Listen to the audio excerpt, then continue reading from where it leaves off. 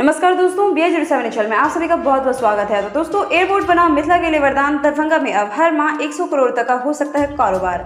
जी हाँ दोस्तों, लोगों ने शायद पहले सोचा भी नहीं होगा कि दरभंगा जैसे छोटे शहर से हवाई सेवा शुरू हो सकती है।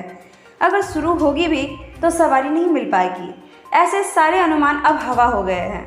दरभंगा से उड़ान शुरू नहीं हुई बल्कि चल निकासी। इसका असर ये हुआ कि दरभंगा अंचल के कारोबार में कम से कम 80 से 100 करोड़ रुपए प्रति माह का इजाफा हो गया।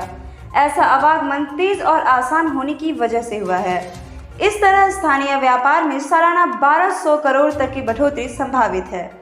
50,000 नए लोगों ने रोजी रोटी के लिए भरी उड़ान। जी हाँ दोस्तों, दरभंगा एयरपोर्ट पर कॉमर्शियल फ्लाइट चालू होने के बाद से अब तक 4 लाख से अधिक यात्री हवाई सफर कर चुके हैं। इनमें से 33% लोग वे युवक हैं जो रोजी रोटी के लिए जाने के लिए फ्लाइट पकड़ते हैं। यात्रियों से की गई बातचीत पर आधारित आकलन के मुताबिक हर दूसरा युवक पहली बार घर से निकला है। इस तरह तकरीबन 1.25 लाख युवकों में करीब 50% युवक पहली बार रोजी रोटी कमाने गए हैं। अगर पहली बार कमाने गए युवक हर माह अपने घर 5,000 रुपये भी भेजते हैं तो माह में 30 करोड़ और साल में 3.60 अरब रुपए लोगों के घरों में पहुंच सकेंगे। प्रति व्यक्ति आय में होगा इजाफा। हवाई सेवा शुरू होने के बाद सिटी ट्रांसपोर्ट विशेषकर टैक्सी सेवाओं में करीब 300% की बढ़ोतरी हुई है।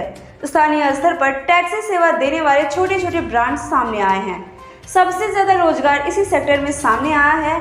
यहाँ स्टैंडर्ड होटल खोलने के लिए भी आवेदन भी कई सारे आए हैं। दरभंगा हवाई अड्डे करीब 80% कर्मचारी स्थानीय ही हैं।